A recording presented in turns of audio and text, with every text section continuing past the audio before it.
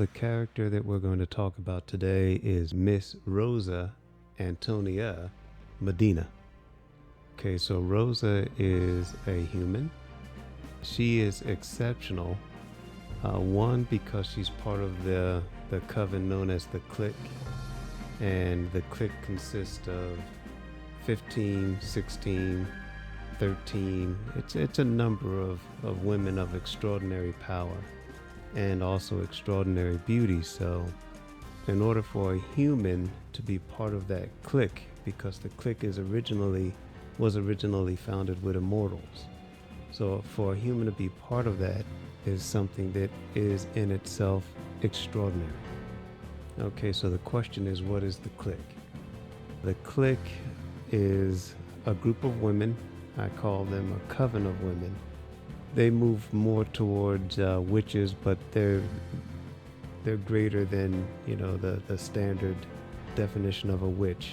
They originally came into being with the elder immortals, and the number has moved from 16 characters at the highest level of clique members all the way down to their power number, and that number is of course 13.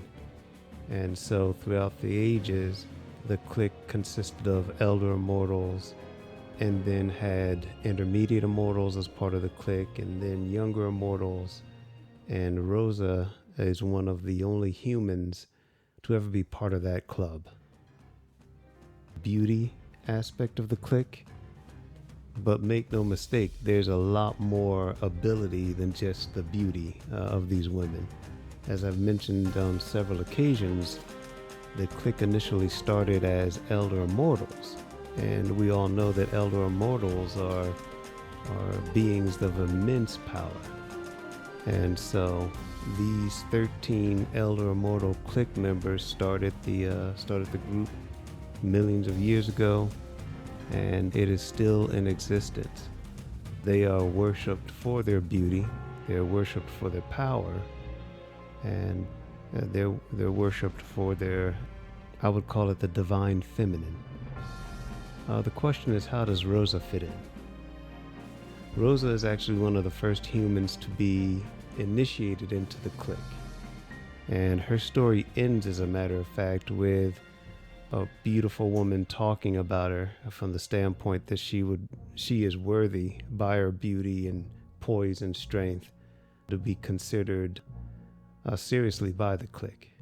So that's how she fits in. She's probably she's one of the first humans to actually walk among the immortal members of the clique. The question is, does Rosa understand that she's walking among immortals in the clique? And she has a suspicion. Remember, the immortals actually, they're able to change their appearance to be more human-like. But, Rosa's character is one of extreme intelligence and extreme beauty. So she has suspicion that these women that she is part of, this group, they have a lot of abilities. So she suspects that there's something there. She hasn't as of yet confirmed it. Okay, so the question is centers around Rosa's affinity towards the horses.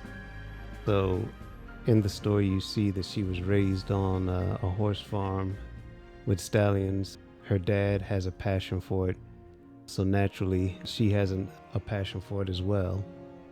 And she's always been most at peace with animals, especially horses. And so that's where we find her. And there's a moment when she is leaving the peacefulness of that ranch that she thinks back to just how wonderful it is there. And also in the story, a thing that I find very interesting is Rosa's connection to her food. And as they're cooking the food, the smells and the flavors brings her back to the place of her birth and memories of her family and her father and grandparents and such. So food is a very important thing to her as well. The question is, when does this story take place? So This story takes place prior to Rosa being initiated into the clique. This is the first time that the clique is actually getting a chance to see her. And so the story ends that way, where a clique member is actually talking to the leader of the clique at that time and saying, you really need to see this woman. She is of exceptional beauty. She meaning Rosa. Well, I'd probably say that Rosa is an interesting character because we get to see the immortals through a human eye with Rosa.